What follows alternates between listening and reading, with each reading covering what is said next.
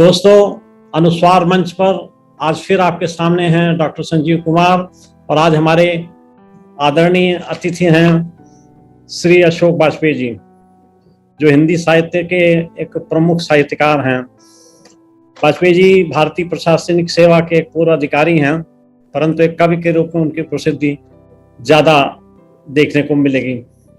आपका जन्म 16 जनवरी 1941 को दुर्ग मध्य प्रदेश में हुआ था और कहीं नहीं वही काव्य संग्रह के लिए सन 1994 में आपको भारत सरकार द्वारा साहित्य अकादमी पुरस्कार से नवाजा गया। आप महात्मा गांधी अंतर्राष्ट्रीय हिंदी विश्वविद्यालय वर्धा के कुलपति के तौर पर भी रह चुके हैं और वर्तमान में आप ललित कला अकादमी के अध्यक्ष हैं। ज्ञातव्य है कि भोपाल में भारत भवन की स्थापना में वाजपेयी जी ने बहुत महत्वपूर्ण भूमिका निभाई थी। अब तक लगभग 25 प्रकाशित काव्य संग्रह हैं सर के और रचना कार्य अभी भी जारी है। स्वागत है सर। नमस्कार। नमस्कार।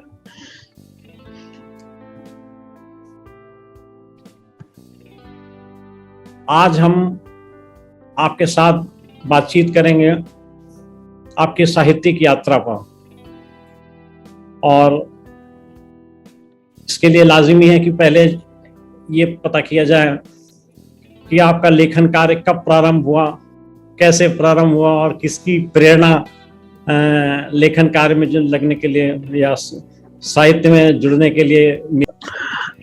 देखिए, हमारा परिवार मध्यवर्गीय था, अभी भी है।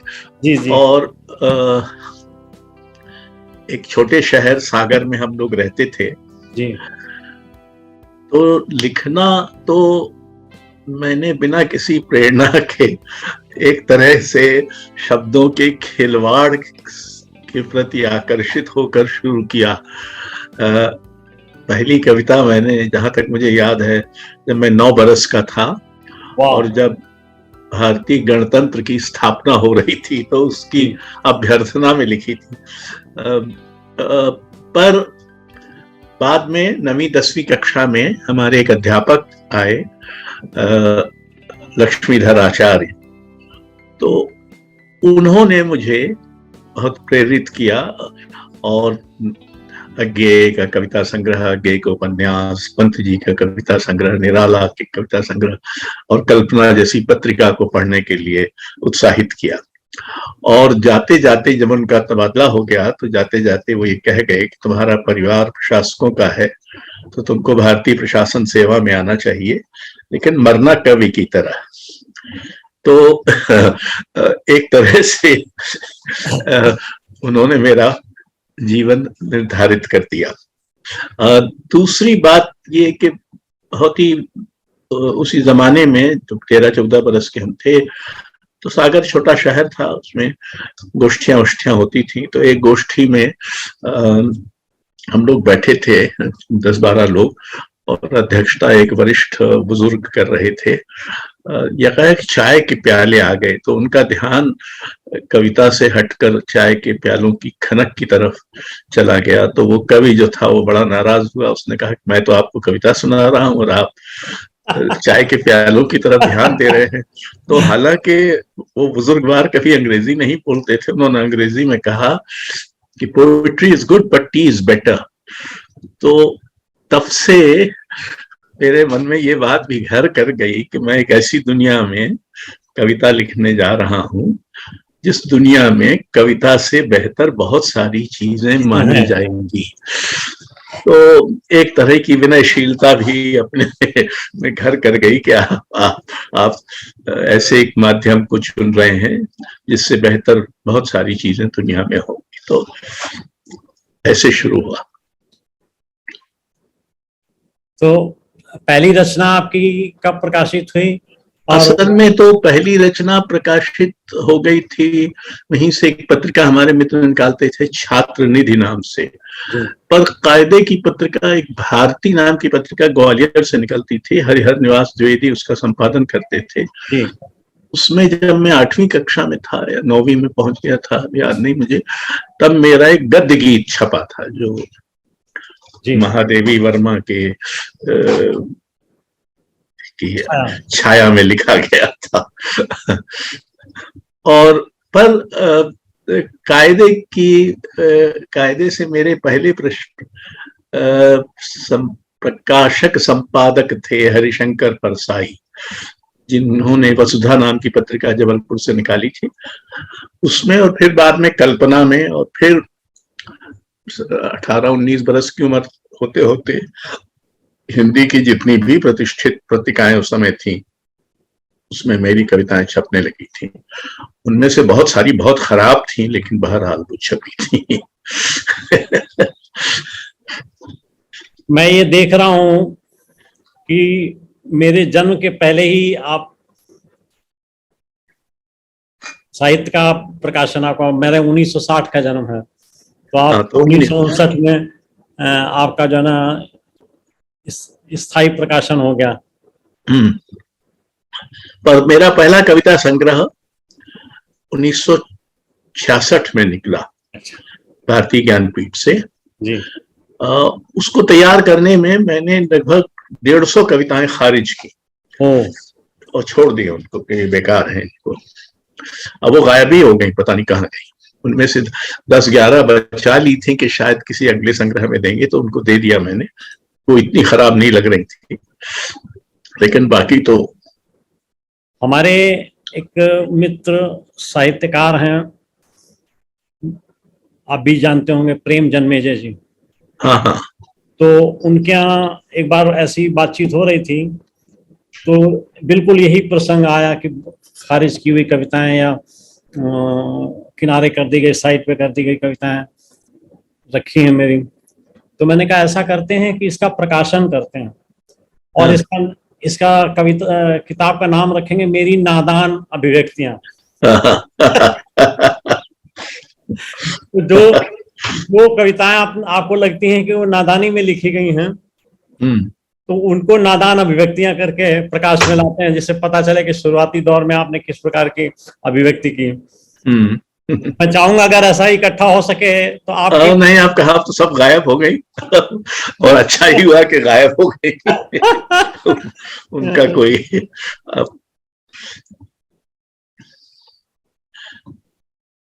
तो काव्य की विधा में तो मैंने देखा, लेकिन काव्य के अलावा भी किस किस विधा में आपने थोड़ी बहुत रचनाएं की? असल में मुख्यतः तो कविता ही थी, पर करीब 18 बरस की उम्र से, 17-18 बरस की उम्र से आलोचना लिखना भी मैंने शुरू किया। और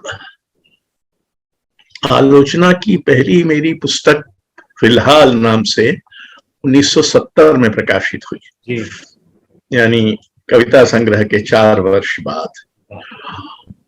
और फिर उसके बाद आलोचना भी साथ साथ चलती रही है। ज्यादातर मेरी आलोचना कविता को लेकर ही है, यद्यपि बाद में चूंकि मैं एक साप्ताहिक स्तंभ लिखने लगा, पहले जनसत्ता में और अब सत्याग्रह में, कभी कभार नाम से, तो उसमें बहुत रेंज काफी बढ़ गया। वो पर मैं वैसे अपने को कविता का ही थोड़ा बहुत विशेषज्ञ मानता हूँ। संस्कृति पर भी, राजनीति पर भी, उपन्यास पर, भाषा पर, इस सब पर भी लिखा है। और मेरी दूसरी गहरी दिलचस्पी ललित कलाओं और हिंदुस्तानी शास्त्रीय संगीत में है, तो उस पर भी मैंने बहुत लिखा है। हिंदी में भी लिखा है, अंग्रेजी में भी लिखा है। सैयद रजा पर पूरी एक किताब लिखी है, कुमार गंधर्व पर हिंदी में एक किताब लिखी है। तो ये वैसे ये तो स्पष्ट है कि आपकी आत्मिक जुड़ाव कविता के साथ ही रहा, लेकिन आलोचना के क्षेत्र में इंटरेस्ट कैसे एकदम से पैदा हो गया जब कविता लिख रहे? कविता क्या कैसे? नहीं, 2 बातें थी। जी सर। एक तो उस समय जब मैं बीए अंतिम वर्ष का छात्र था सागर विश्वविद्यालय में, तो सागर में 1 वर्ष के लिए नामवर सिंह आए थे। जी सर। तो उनसे मित्रता हो गई। और यद्यपि मेरा हिंदी चूंकि मेरा विषय नहीं था, इसलिए वो मेरे अध्यापक तो नहीं हुए, लेकिन एक वरिष्ठ मित्र रहे। तो पहली बार उन दिनों लेखक के की प्रतिबद्धता की बड़ी चर्चा थी। जॉन पॉल सार्त्र ने कमिटमेंट ऑफ द राइटर का एक मुद्दा उठाया था। तो उन्होंने मुझे कहा कि तुमको इस पर एक निबंध लिखना चाहिए। तो मैंने लेखक की प्रतिबद्धता नाम से एक निबंध लिखा। हालांकि वो कोई बहुत अच्छा नहीं था, तो मैंने बाद में उसको कहीं प्रकाशित तो हो गया था कृति में, लेकिन उससे शुरुआत हुई। फिर जब मैं दिल्ली आया सेंट स्टीवेंस कॉलेज में एमए अंग्रेजी साहित्य में करने, तो उसके साथ साथ आलोचना में और दिलचस्पी थोड़ी बढ़ी। अंग्रेजी आलोचना पढ़ी, अमेरिकी और अन्य किस्म की वैचारिक अनुशासनों से भी परिचय हुआ। तो फिर लगा कि हमको अपने समय में साहित्य को जगह बनाने और उस जगह को बचाने और उस जगह को बढ़ाने की कोशिश सिर्फ अपनी रचना से नहीं बल्कि अपनी आलोचना से भी करना चाहिए। जी। तो फिर आलोचना में दिलचस्पी बनी रही। और फिर 1974 में मैंने भोपाल में आलोचना की एक पत्रिका शुरू की, पूर्वाग्रह। जी। जी हाँ, तो वो अब भी निकलता है वैसे तो मैंने उसके 101 अंकों का संपादन किया, लगभग 17 बरस। और उस पत्रिका ने नामवर सिंह, अजायब प्रसाद द्विवेदी, विनोद कुमार शुक्ल, श्रीकांत वर्मा, जैनेन्द्र कुमार अज्ञे आदि पर विशेषांक निकाले। कुमार गंधर्व, सैयद रजा, जगदीश स्वामीनाथन इत्यादि, हबीब तनवीर इत्यादि पर भी विशेषांक निकाले। मेरी एक धारणा ये रही है कि कविता की पड़ोस में अपने पड़ोस को भी जानना चाहिए। जैसे कि सामान्य जीवन में हम अपने पड़ोसियों को जानते हैं, तो साहित्य और के जो पड़ोसी हैं, जो ललित कलाएं हैं, संगीत है, नृत्य है, रंगमंच है, इस सब को भी जानना चाहिए। तो जब मैं दिल्ली आया था 1960 में, मेरी उम्र 19 बरस की थी, तो 5 वर्ष मैंने अपने को एक तरह से संस्कृति में दीक्षित करने में गुजारे। उस समय ऐसी कोई गोष्ठी नहीं थी, ऐसी कोई संगीत सभा नहीं थी, ऐसी कोई रंग प्रस्तुति नहीं थी, ऐसी कोई प्रदर्शनी नहीं थी जो मैंने न देखी। तो उससे फिर एक संस्कार भी बन गया। और जो आपने उल्लेख किया भारत भवन का, वो बाद में 1982 में बना, लेकिन संस्कार एक तरह से दिल्ली में बना। और मैंने कलाओं और कलाकारों पर भी बहुत कविताएं लिखी हैं, बल्कि उनका एक पूरा अलग से संग्रह ही है, उजाला एक मंदिर बनाता है, जो शायद हिंदी में तो अपने ढंग का अकेला है ही। भारतीय भाषाओं में भी ऐसा कोई कवि मिलना मुश्किल होगा जिसने सब कलाओं पर कविताएं भी लिखी हो। बहरहाल जैसी हैं सो हैं।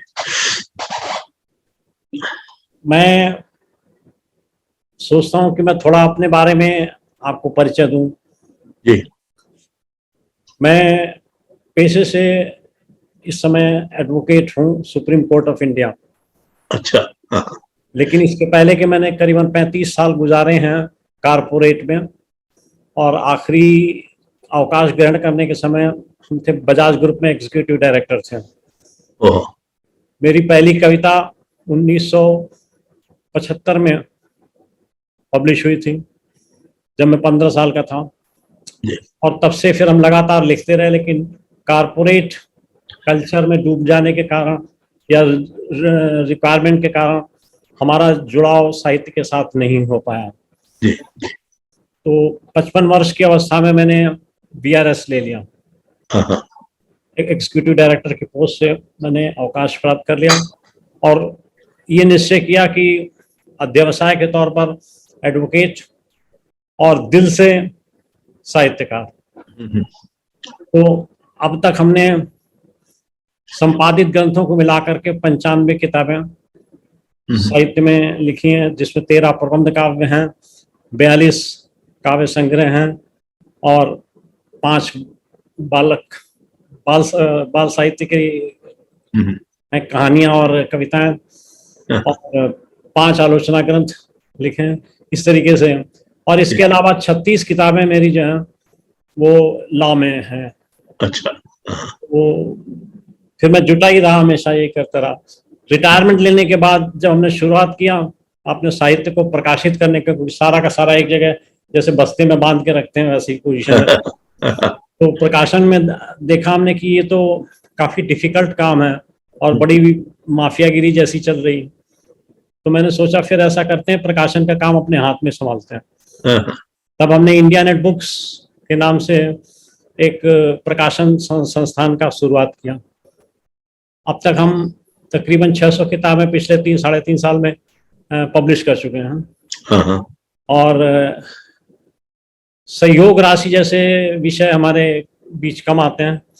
किताब अच्छी होती है तो हम उसे सामान्य परिस्थिति में सामान्य प्रकार से ही पब्लिश करते हैं। इंडिया नेट बुक्स की एक शाखा या इंडिपेंडेंट एसोसिएट जो है ना, वो अमेरिका में भी है, ताकि प्रवासी भारतीयों के लिए भी सुविधा उत्पन्न करा सकूं। इसके साथ ही हमने एक पत्रिका का प्रारंभ भी किया है, अनुस्वार के नाम से। अभी 1 वर्ष हुआ है, उसके 3 अंक निकले हैं। त्रैमासिक पत्रिका है, मैं आपको भेजना चाहूंगा।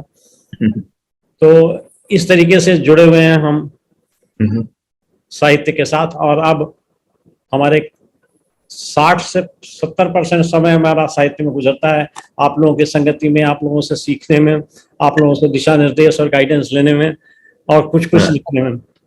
अभी रिसेंटली हमने एक पुस्तक कंप्लीट करी है, माधवी, जो महाराजा ययाति की पुत्री, तो वो भेजूंगा मैं आपको। तो इस तरीके से मैं साहित्य में अपनी कोशिश कर रहा हूँ जो भी योगदान कर सकें।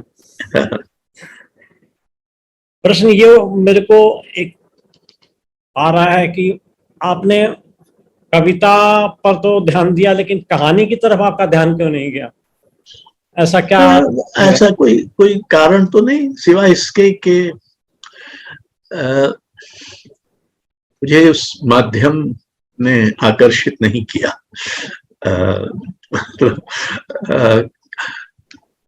अक्सर मैं ये मजाक में कहता हूँ कि कविता की तो आप 3-4 पंक्तियां पढ़ के जान सकते हैं कि वो अच्छी है कि खराब है। कहानी में आप 3 पैराग्राफ 10 पैराग्राफ पढ़ जाइए, उसके बाद पता चलता है कि खराब है। तो इसलिए ये तो एक मजाक की बात हुई, लेकिन मेरा कोई विशेष आकर्षण नहीं रहा। यद्यपि हमारे समय के कुछ सबसे बड़े कथाकारों से मेरा बहुत घनिष्ठ परिचय रहा।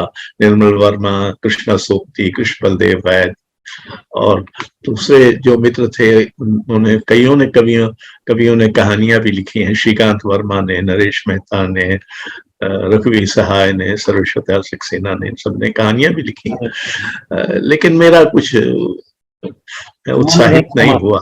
मैं अपनी अक्षमता मान सकता हूँ, और एक जरूरी नहीं है कि एक मतलब मैं अपने को कविता को मैं एक पर्याप्त माध्यम मानता हूँ। सर सच्ची बात तो ये है कि मैंने भी कोशिश की पर हो नहीं पाया। मैंने ये तय किया कि हम अगर कहानी भी लिखना चाहेंगे या उपन्यास भी लिखना चाहेंगे तो उसे काव्य कथा के रूप में लिखेंगे।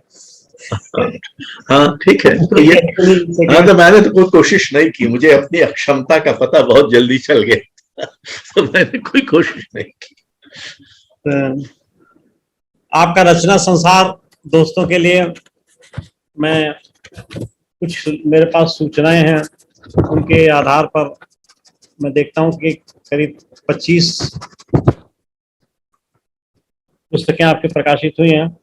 शहर अब भी संभावना है, एक पतंग अनंत में, अगर इतने से तत्पुरुष कहीं नहीं वहीं, बहुरी अकेला थोड़ी सी जगह, घास में दुबका आकाश, आविन्यो जो नहीं है अभी कुछ और समय के पास समय, कहीं कोई दरवाजा, दुख चिट्ठी रसा है, पुनर्वसु विवीक्षा, कुछ रफू कुछ थिगड़े, इस नक्षत्रहीन समय में कम से कम हार जीत और प्रतिनिधि कविताएं, कवि ने कहा खुल गया है द्वार एक। तो ये हमारे पास सूची प्राप्त हुई थी, हमको उपलब्ध हुई थी। तो इसमें ये यदि सर कोई चीज छूट गई हो तो आप कृपया। नहीं, कई छूट गई हैं। बहरहाल इतनी लंबी सूची है कि उसको क्या अभी एक थोड़ा सा उजाला नाम से एक संग्रह 1 साल पहले निकला था जी। और एक और संग्रह जो कोरोना काल की ही कविताओं का है, फिर भाषा के दरवाजे, शायद जल्दी ही आ जाएगा। ये तो सब चलता रहता है थोड़ा थोड़ा। हमारे वरिष्ठ हैं प्रताप सहगल जी, आप परिचित होंगे। जहाँ जानता हूँ, नाटककार भी नाटककार। तो उन्होंने एक श्रृंखला शुरू की है कवि के मन से, और इसमें प्रताप सहगल जी के अतिरिक्त doctor Shashi Sehgal, doctor Divyak Ramesh, doctor Pramod Trivedi और कुसुम अंसल, और एक मेरा भी उन्होंने बनाया संग्रह। तो अब तक के जितनी कविताएं थी उनमें से कुछ छांट छांट करके जो हमको कवि को अच्छी लगे उनका एक संकलन तैयार किया। तो हमारा निवेदन होगा कि यदि आप भी इस श्रृंखला में हमें कुछ अपने मन की छांट करके कविताएं एक संग्रह दें 100 पेज का। देखिए कभी हो पाएगा तो कर देंगे जरूर।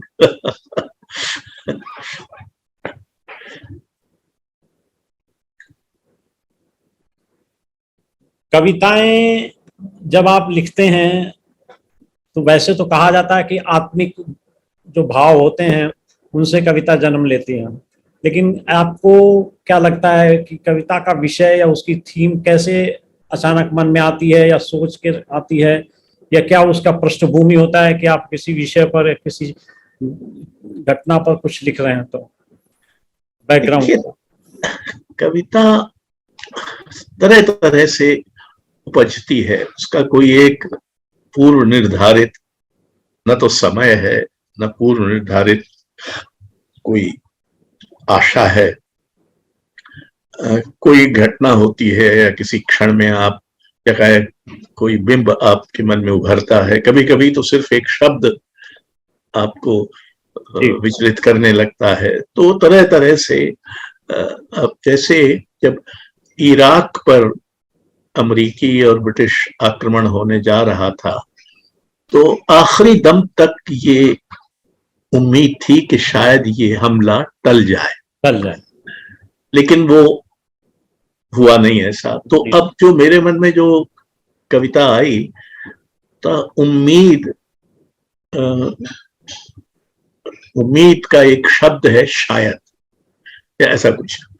तो मुझे लगा शायद ऐसा हो सकता है। तो अक्सर कम से कम मेरी कविता में निश्चयात्मकता बहुत कम है, शायदपन ज्यादा है। यानी शायद ऐसा हो सकता है, शायद ऐसा हो रहा है, शायद। तो ये एक तरह से ये जो हमारा समय और हमारा समाज और हमारे आसपास की दुनिया जो है, इसमें इतना कुछ होता रहता है लगातार कि उसमें उम्मीद भी कई बार बनती है। आजकल तो खैर बहुत कम बनती है, आजकल तो नाउम्मीदी ही ज्यादा फैलती रहती है। तो कविता का काम उसमें कहीं ना कहीं एक उम्मीद की हल्की सी रोशनी की दरार खोज पाना है घोर अंधेरे में। तो मैं कविता को उम्मीद की विधा मानता हूँ, खोज की विधा। जिसको पहले से ही पता है कि कविता कहाँ जाएगी, वो अच्छी कविता नहीं होती। कविता वही अच्छी होती है जिसमें अप्रत्याशित का रमणीय होता है। अप्रत्याशित सही है। और अगर अक्सर तो अच्छी कविता स्वयं कवि को भी चकित करती है, पाठकों को करे न करे। सही है। ये कैसे और ठीक है। थोड़ा तो कवि लिखता है, फिर कविता अपने आप को लिखती है। अपने आप को लिखते हैं। ठीक है। एक बार अली अकबर खान जो बहुत बड़े सरोद वादक थे, उन्होंने एक वक्तव्य दिया था कि थोड़ी देर तो मैं सरोद बजाता हूँ और फिर सरोद मुझे बजाने लगती है। तो ये कविता के बारे में भी सही है। तो ये कहना बहुत मुश्किल है कि कविता कहाँ होगी, कब होगी, कैसे होगी। वो अप्रत्याशित ही रही है, यही उसके लिए भी और कवि दोनों के लिए श्रेयस्कर है। आपको अपनी कविताओं में से कुछ कविताएं ज्यादा प्रिय लगती होंगी। प्रिय तो सारी होती क्योंकि अपनी रचना और अपनी अभिव्यक्ति होती है, लेकिन फिर भी उनमें से कुछ रचनाएं ऐसी होती जो जुबान पर। देखिए, एक तो ये बड़ा मुश्किल है, क्योंकि जब आपने 60 साल कविता में इतनी बेशर्मी से गुजारे हैं तो उसमें बहुत मुश्किल है चुनना, और कई बार चुनना पड़ता है। किसी काव्य पाठ में आपको जाना है या कोई इस तरह का चयन, 2-4 मेले भी हैं जिनमें मैंने अपनी ही कविताओं को चुना है। 200 कविताओं में से 20 कविताएं चुनी हैं। तो कई तरह से चुनाव किया जा सकता है और वैसे चुनते रहते हैं। उनमें ये कहना कि ये प्रिय है और ये अप्रिय है, ये कहना कठिन है। कई बार कह सकते हैं सब। हाँ, नहीं, जैसे मैंने अपनी माँ पर बहुत कविताएं लिखी हैं, कुमार गंधर्व पर कविताएं लिखी हैं, मल्लिकार्जुन मंसूर पर कविताएं लिखी, वो मुझे बहुत प्रिय है। मैं अक्सर उनको पढ़ देता हूँ अगर मौका मिले तो। लेकिन मैंने इधर खासकर पिछले 15-20 बरस से जो हमारे देश में जो हो रहा है, जो राजनीतिक परिदृश्य है, उस पर भी कविताएं लिखी हैं। तो वो भी एक, और इधर कोरोना प्रकोप के दौरान बिल्कुल निर्जन और एकांत में फंस जाने की जो बेचैनी थी, उससे भी कुछ कविताएं लिखी हैं। और बहुत सारी चीजें जो, देखिए, कविता का एक काम जो अलक्षित है उसको लक्षित के क्षेत्र में लाना है। बहुत सारे हम अपनी आम जिंदगी में चीजें हमारे पास से होती हैं, हम उसके पास से गुजर जाते हैं, उसको लक्ष्य नहीं करते। जैसे हम पर जब इतनी महामारी थी और हम इतने भयभीत अपने घरों में बंद थे, तब भी प्रकृति वैसे ही चल रही थी, पत्तियां वैसे ही कांप रही थी अपने हरेपन में, और सवेरा वैसे ही नियत समय पर हो रहा था। उसको इसकी कोई चिंता या परवाह या बेचैनी नहीं थी कि हाँ, हंत इतनी बड़ी महामारी पूरे विश्व को घेर रही है। तो ये सब चीजें भी आप आसपास को देखें तो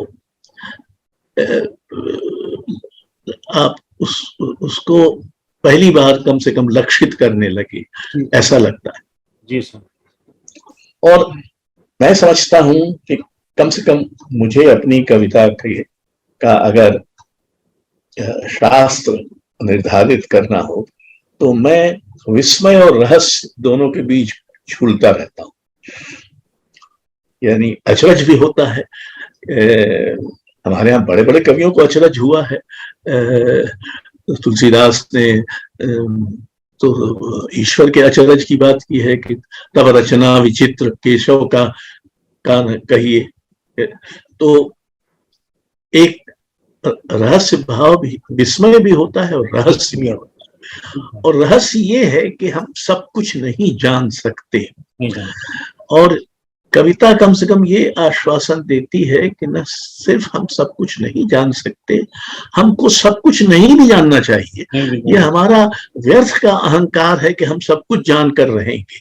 ऐसा बहुत सारा है जो हमेशा अज्ञेय रहेगा।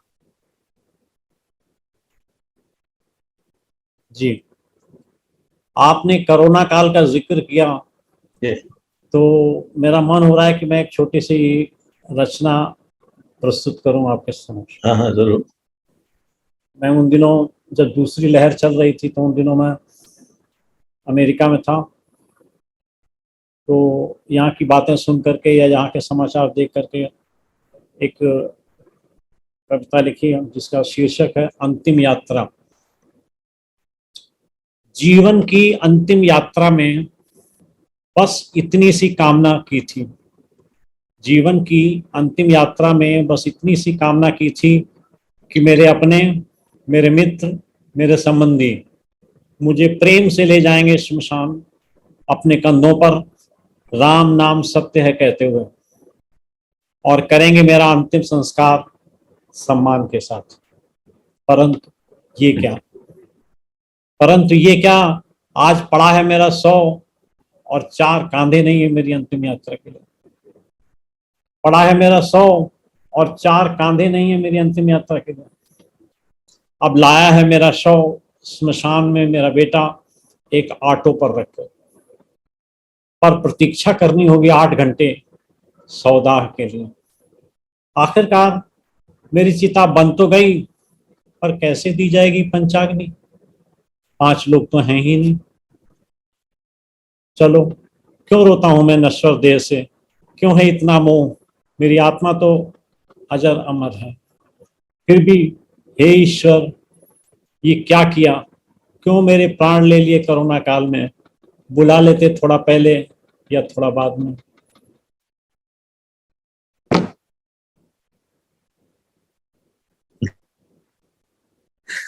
ये उस समय की विकट परिस्थिति पर हाँ।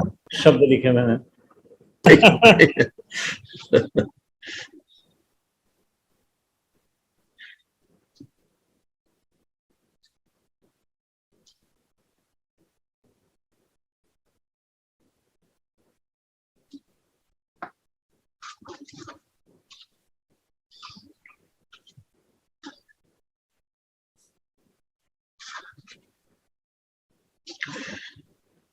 ये मेरा पोता जब जी 2 बरस का हो रहा था, जी जी 2 साल का हुआ, तो उसकी अपने पोते की दूसरी वर्षगांठ पर एक प्रार्थना। अब तो वो आईआईटी में पढ़ के सब हो गया, लेकिन उस समय बहुत छोटा था। तो 60 बरस का हो जाने के बावजूद मुझे एक भी पूरी प्रार्थना याद नहीं है। अपने पिता को मैंने प्रार्थना करते कभी नहीं देखा था। मेरी माँ ने मुझे कोई प्रार्थना नहीं सिखाई।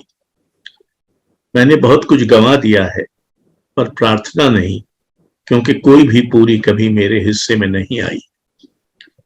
तुम एक तुतलाता हुआ वाक्य हो जिसके इर्द गिर्द मैं एक प्रार्थना बुनना चाहता हूं।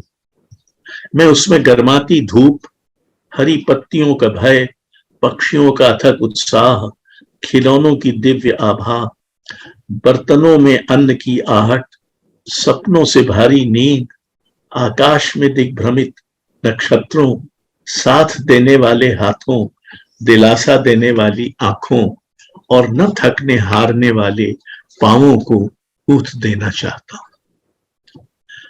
मैं तुम्हारे लिए अभय की नहीं, अदम्य की कामना करता हूं। मैं नहीं चाहता कि तुम्हें कुछ उपहार या वरदान की तरह मिले। मैं जानता हूं तुम्हारे बड़े होने पर यह संसार लगभग वैसा ही गड्ढमड्ढ और झिलमिल होगा जैसा कि बुढ़ाते समय मेरे लिए है। मैं तुम्हें अंधेरे से लड़ने के लिए न कोई मशाल दे सकता हूं, न उसे टोहने के लिए कोई लाठी। मैं इतना भर चाह सकता हूं कि देर सबेर तुम अपनी आग पालो जिसमें लपक और रोशनी हो, जिसे लड़ भिड़ कर अंत तक किसी तरह बचाए रख सको। सपने और सच में अंतर करना मेरे लिए हमेशा कठिन रहा है। शायद यह भेद तुम जिंदगी में जल्दी कर पाओ, पर चाहता मैं यही हूं कि शुरू को आखिर तक ले जाने वाली डोर सपने की ही हो, भले सच से बिंधी हुई। हम सपने के परिवार के हैं, सच की बिरादरी के नहीं। ये मेरी उलझन नहीं, जिम्मेदारी है कि मैं विरासत में तुम्हें देवता नहीं पूर्वज सौंपूं। मैं तुम्हें बताऊं कि अंततः हम हारते रहे हैं, पर बिना झुके या पछताए, कि हम दूसरों के कृतज्ञ होते हुए भी अपनी डगर पर चलते रहे हैं, कि हम जरूरत के वक्त काम आए हैं, भले हमें बाद में याद नहीं किया जाता रहा। हमारा समय तुम्हारे से बेहतर या बदतर नहीं ठहरेगा। वो भी अटा पड़ा है, प्रेम से, कामना और पिपासा से, अन्याय और क्रोध से, घृणा और बेचैनी से, पर उसी में चमकते सवेरे रहे हैं, और उदास आश्वासन, लंबी न कटने वाली रातें, अनाम चिड़िया, भरोसे के शब्द, समयातीत तक पहुंचने वाले क्षण, अंततः सक्रिय बूढ़े, फिसल उलट जाते विन्यास, उम्मीद की स्थापत्य, लपकती आकांक्षाएं, मटमैले पर अमिट सच भी।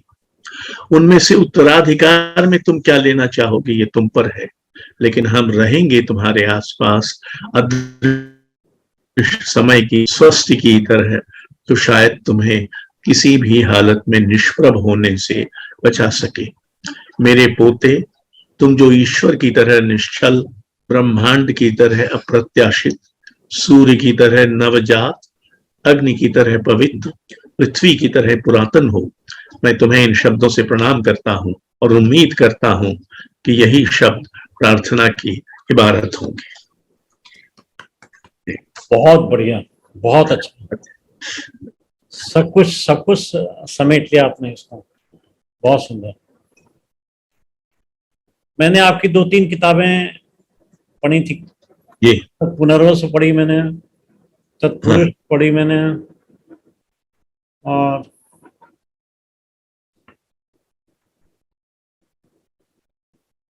दुख, चिट्ठी रसा है। हाँ, ये 3 किताबें मैंने पढ़ी।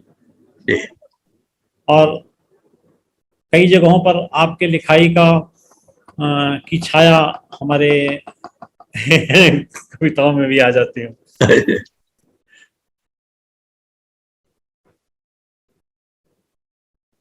तो आगे चलते हैं काव्य रचना के विषयों पर, जहाँ सामाजिक परिवेश से जुड़े हुए जो भी विषय हैं, घटनाएं हैं, उनको आप चुनते हैं अपने कविता के लिए, या वो चुनी जाती हैं कविता के लिए। लेकिन क्या आपने व्यक्ति और व्यक्तित्व पर भी कुछ कविताएं लिखी? असल में तो एक तरह से मैंने अपनी बहुत सारी कविताएं, अधिकांश कविताएं प्रेम और मृत्यु पर हैं और व्यक्तियों पर हैं। जी। तो एक तरह से मैंने निजता के आग्रह को सामने किया, बढ़ती हुई सतही सामाजिकता की बरक्स। और उस समय सामाजिक सामाजिक होने का बड़ा जोश था, और मुझे लगा कि ऐसी सामाजिकता जो निजता को अतिक्रमित करे या उसको नष्ट करे या उसको अपवारित करे, कभी सार्थक नहीं हो सकती। इसलिए बहुत सारी मेरी कविता का मुख्य स्वर तो निजता की रक्षा का स्वर है, और निजता की रक्षा सामाजिकता की बलि देकर नहीं है, या सामाजिकता को दरकिनार करके नहीं है, उसको भी शामिल करके है, पर आग्रह निजता पर है।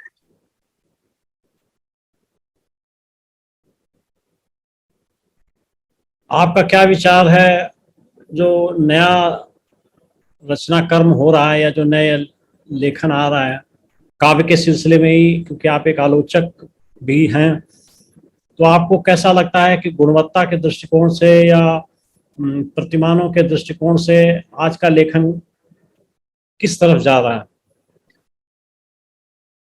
देखिए, एक तो अच्छी बात यह है कि बहुत छोटी छोटी जगहों से लेखक और कवि आ रहे हैं। ये अब नगर केंद्रित या कुछ केंद्रों पर ही एकाग्र नहीं रहे। तो एक तरह की लोकतांत्रिकता एक आई। दूसरा, बहुत बड़ी संख्या में स्त्रियां लिख रही हैं। जी जी, ये और विषय ये हमारी लोकतांत्रिकता का बहुत ही अद्भुत और सृजनात्मक विस्तार है। बिल्कुल ठीक है। क्योंकि स्त्रियां इतने सदियों तक चुप रही हैं, पर अब वो बोल रही हैं। दूसरी बात। तीसरी बात, मुझे एक तरह का तुरंतापन दिखाई देता है युवाओं में। यानी वो अभी कविता लिखी और अभी उसको फेसबुक पर डाल दी और 10 लोगों ने उस पर टिप्पणी भी कर दी, क्या बात है, वगैरह वगैरह, और मनमुग्ध हो गए। हाँ, और तो ये जो तुरंतापन है, इसमें कई बार शिल्प के प्रति बहुत लापरवाही नजर आती है। दूसरी तरफ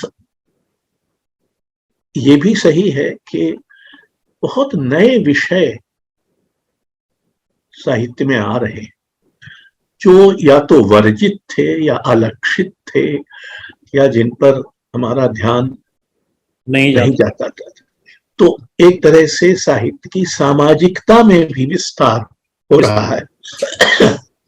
अब ये बहुत जल्दी होगा निर्णय देना कि गुणवत्ता के हिसाब। हम एक आयोजन करते हैं रजा फाउंडेशन की ओर से हर वर्ष, युवाओं का, युवा लेखकों का, जी जी,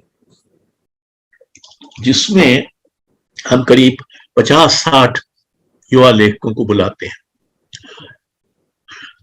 कथाकार, कवि, नाटककार, आलोचक, सब किस्म के, सभी विधाओं से।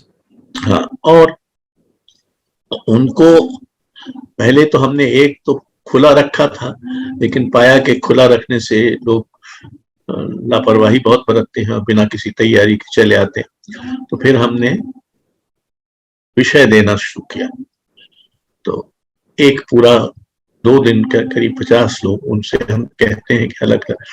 तो अभी जैसे पिछला जो था वो कलाकारों पर था जी, तो कुमार गंधर्व, मल्लिकार्जुन मंसूर, हबीब तनवीर, बाबा कारन, सैयद हैदर रजा, स्वामीनाथन, मुकुंद लाठ, इन पर केंद्रित था। और युवाओं को हमने कहा कि इनकी रचनाएं आप, इनकी प्रस्तुतियां आप देखें, उस पर विचार करें। बहुत अच्छा होता है, उससे कई लोगों की युवा प्रतिभा, और फिर हम उनमें से जो कुछ लोग होते हैं उनको फिर उत्साहित करते हैं कि आगे भी कुछ लिखिए, करिए। जी जी। एक चर्चा सी सुनी है मैंने, या कुछ जगहों पर प्रतिभागी भी रहा हूं, कि जब यथार्थ की बेस पर कविता लिखी जा रही है तो ऐसा लगता है कभी कभी कि कविता में यथार्थ अधिक घुस गया और उसमें संवेदनाएं थोड़ी सीमित हो जाती हैं।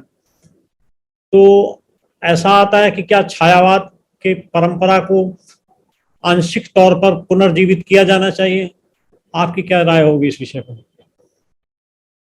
देखिए, साहित्य में हर काल अपने सार्थक और गहरे अर्थ में जीवित रहता है जी, उसको पुनर्जीवित करने की कोई जरूरत नहीं पड़ती। छायावाद जीवित है। आज भी हम जब कविता पढ़ेंगे तो हमने राधा प्रसाद को पढ़ेंगे, तो इसलिए उसको जीवित करने का एक बात। दूसरी बात यह है कि कल्पना निरे यथार्थ से, कविता निरे यथार्थ से नहीं बनती, साहित्य ही निरे यथार्थ से नहीं बनता। और ऐसे समय में जब यथार्थ, तथाकथित यथार्थ को सीधे जानने के, उसको हर पल जानने के साधन पैदा हो गए हैं, टेक्नोलॉजी पैदा हो गई है, तब यथार्थ पर रिपोर्ट करना या यथार्थ को एक तरह से रिप्रोड्यूस करना, ये साहित्य का काम तो और भी घट गया। ये तो दूसरे लोग कर ही रहे हैं, तो इसमें आप क्या कर लें? साहित्य में यथार्थ, कल्पना और स्मृति, ये सब मिलकर और एक संवेदनात्मक आखिर साहित्य न तो सूचना है न खबर है, और साहित्य न तो सूचना है और न खबर है, वो एक संवेदनात्मक ज्ञान है। मुक्तिबोध ने इस शब्द का इस्तेमाल किया था, संवेदनात्मक ज्ञान है। अगर वो ज्ञान भी है तो संवेदनात्मक है, वो राग सिक्त यथार्थ है, वो अलग से किसी चिमटी से पकड़े जाने वाला यथार्थ नहीं कि ये रहा यथार्थ जी। तो एक शिकायत जो आज के साहित्य से की जा सकती है, और मैं बरसों से कर रहा हूं, कि हमारे यहाँ स्मृति धीरे धीरे शिथिल हो गई है। हमें याद नहीं है कि हमसे पहले भी लोग हुए हैं। गालिब ने कहा ना, अगले जमाने में कोई मीर भी था। तो ये जो अगले जमाने में मीर था, इसको हम याद नहीं करते, कविता में याद नहीं करते, साहित्य में याद नहीं करते, क्योंकि साहित्य एक स्तर पर तो भाषा की पुनर्रचना है, पर भाषा में तो पहले भी बहुत कुछ रचा जा चुका है, और भाषा में अगर उसकी अंतर्ध्वनियां नहीं होंगी तो आप भाषा को कभी समृद्ध बना ही नहीं सकते, वो इकहरी होगी। इसलिए कई बार जो आज की रचनाएं हैं वो इकहरी भी लगती हैं, क्योंकि उनमें कोई तह नहीं है। और भाषा में जब तक आप कई स्तर एक साथ सक्रिय नहीं करेंगे, तब तक लेखक होना क्या हुआ। ठीक बात है। एक और चर्चा पीछे कई जगहों पर मैंने सुनी, मुझे अच्छी भी लगी, कि डेमोक्रेसी के 3 स्तंभ हैं और चौथा स्तंभ मीडिया ने अपने नाम कर लिया। लेकिन साहित्य जो समाज को बदलने की शक्ति रखता है, या समाज को निर्देशित करने की, मार्गदर्शन की कैपेसिटी रखता है, उसको क्यों नहीं एक स्तंभ माना जाए। क्योंकि देखिए, अगर मीडिया की बात करें तो वो तो एक वर्णनात्मक स्थिति की रिपोर्टिंग है, और कुछ विषयों पर चर्चा भी होती है, वाद विवाद भी होते हैं। लेकिन साहित्य न केवल स्थिति का वर्णनात्मक चित्र प्रस्तुत करता है, बल्कि उसमें जो रेमेडियल उपचारात्मक चीजें होती हैं या साधन हो सकते हैं, उनको भी करता है। आपका क्या विचार है, क्या साहित्य को चौथा या पांचवा स्तंभ माना जाना चाहिए? देखिए, अगर मीडिया को चौथा स्तंभ माना ही जाता है, माना ही गया है, तो वो तो ध्वस्त स्तंभ है। इस समय तो वो पालतू और स्वामी भक्त स्तंभ है। वो तो लोकतंत्र का आलोचनात्मक स्तंभ बहुत कम रह गया है, और ये बड़े दुर्भाग्य की बात है। एक बात। दूसरी बात, सौभाग्य की बात यह है कि बिना स्तंभ हुए या बिना स्तंभ माने जाने के बावजूद साहित्य इस लोकतंत्र का इस समय एक आलोचनात्मक विपक्ष है, और हमको इसके लिए साहित्य का कृतज्ञ होना चाहिए कि जब सब लोग पूंछ हिला रहे हैं, स्वामी भक्ति दिखा रहे हैं, हम प्रश्न पूछ रहे हैं। हम अपने पर भी प्रश्न करते हैं, लेकिन हम दूसरों से प्रश्न पूछ रहे हैं, और हमने अपनी प्रश्नवाचकता, अपना साहस, अपनी निर्भयता गंवाई नहीं है, ना बेची है।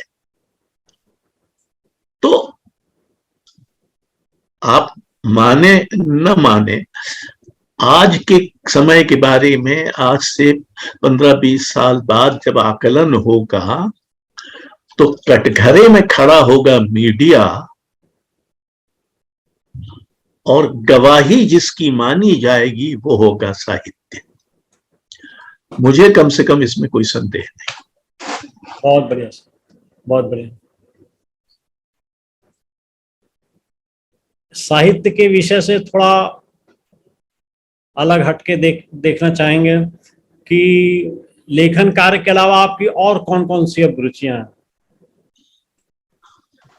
देखिए, मैं अपने 35 वर्ष तो प्रशासक रहा हूं। मैंने बहुत सारी संस्थाएं बनाई और चलाई हैं, मैं महात्मा गांधी अंतर्राष्ट्रीय हिंदी विश्वविद्यालय का संस्थापक कुलपति था। संस्थापक कुलपति। बाद में मैं ललित कला अकादमी का अध्यक्ष रहा। इन दिनों मैं रजा फाउंडेशन का प्रबंध न्यासी हूँ।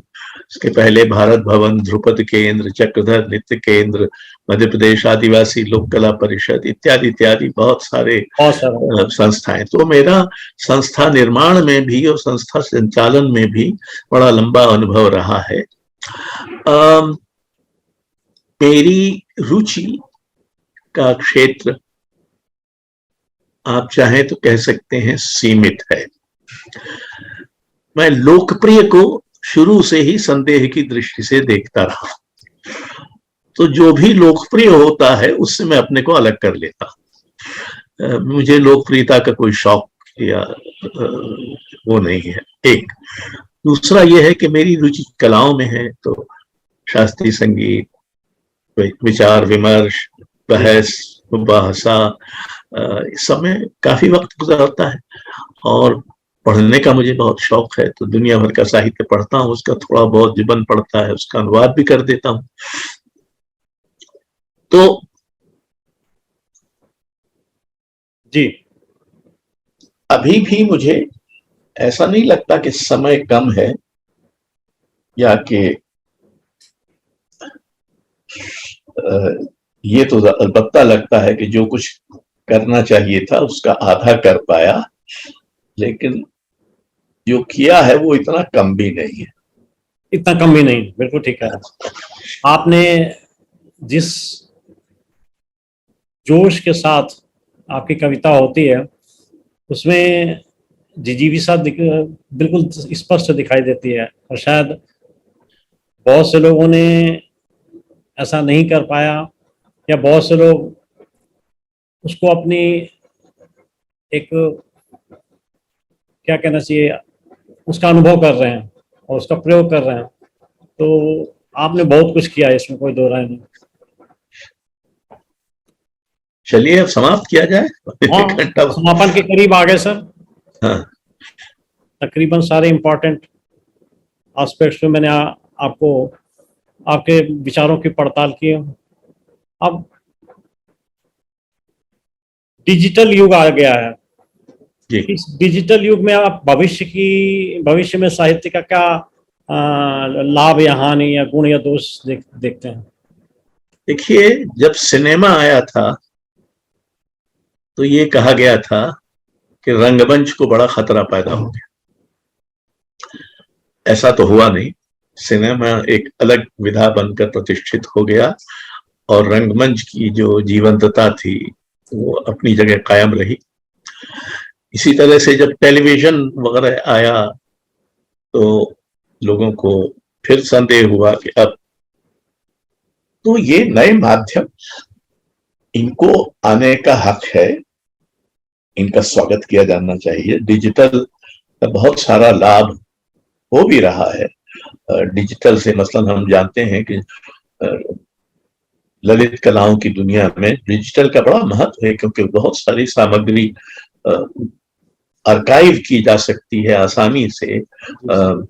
चीजें जो पहले ये था कि अब वो तो गायब ही हो जाएंगी क्योंकि पन्ने पीले पड़ गए हैं वगैरह, वो सब अब डिजिटलाइज करने के बाद वो बचाई जा सकती हैं। तो इन सब माध्यमों का एक सृजनात्मक पक्ष भी है, और इनका उपयोग कर, जैसे ललित कला में तो कम से कम डिजिटल कला ही जैसी एक विधा बन गई है जो डिजिटल से ही वो करते हैं। तो मेरा ख्याल है कि साहित्य मनुष्य की एक बुनियादी जरूरत वृत्ति है और वो बनी रहेगी।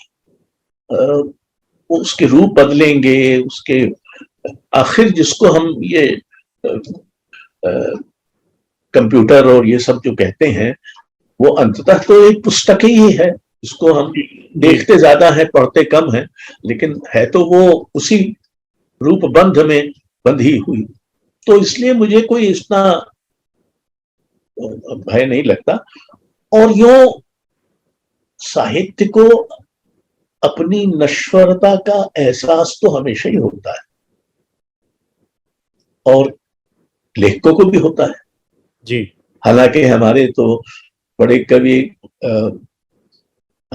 कबीर ने कहा है कि हम न मरे मरी है संसारा, हमका मिला जियावन हारा।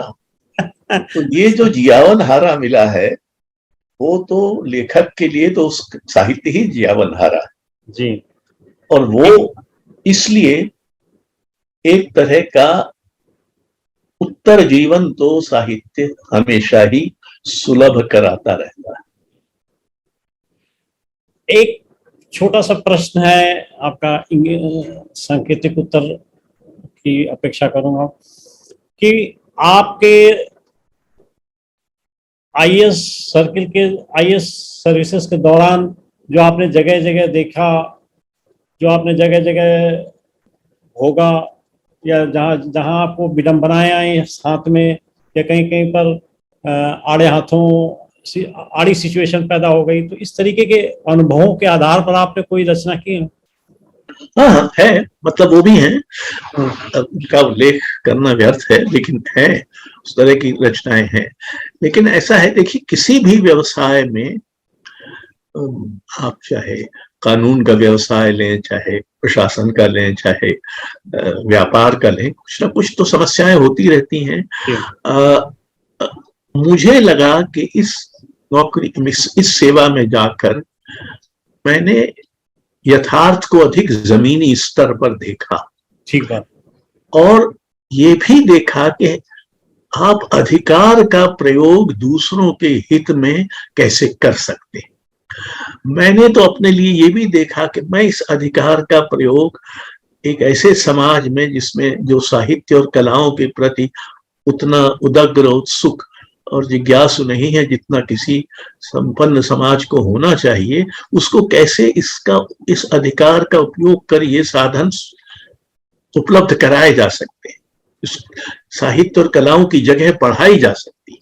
तो मुझे इस पर कभी पछतावा नहीं हुआ कि, और मैंने कभी प्रशासनिक सेवा को अपनी कमियों के लिए, अपनी अपर्याप्तताओं के लिए, अपनी विफलताओं के लिए दोषी नहीं ठहराया। और अब अंत में आपसे निवेदन करूंगा कि उदीयमान और नवोदित लेखकों के लिए आप अपने अनुभव, साहित्यिक अनुभव और गैर साहित्यिक अनुभव के आधार पर क्या संदेश या क्या सुझाव या क्या सलाह देना चाहेंगे? देखिए, साहित्य एक स्तर पर तो स्वतः स्फूर्त मामला है, लेकिन ज्यादा गहरे स्तर पर वो अध्यवसाय की मांग भी करता है। तो अगर आप एक कविता लिखना चाहते हैं तो आपको दूसरों की 100 कविताएं पढ़नी चाहिए, एक बात। दूसरी बात, ये मान के कि आपकी प्रतिभा में थोड़ी देर तो स्वतः स्फूर्ति रहेगी। कविता पेड़ों पर पत्तियों की तरह नहीं उगती कि आप जाके चुन लें, कविता बनानी पड़ती है, यानी शिल्प है, कविता को रचने का शिल्प है, वो कौशल है जिसको सीखना होता है।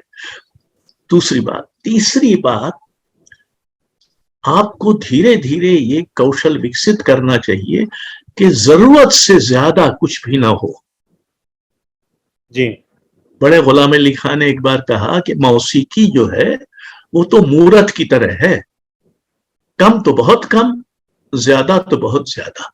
यानी ये बोध होना चाहिए कि ये कम न पड़े और ज्यादा ना हो।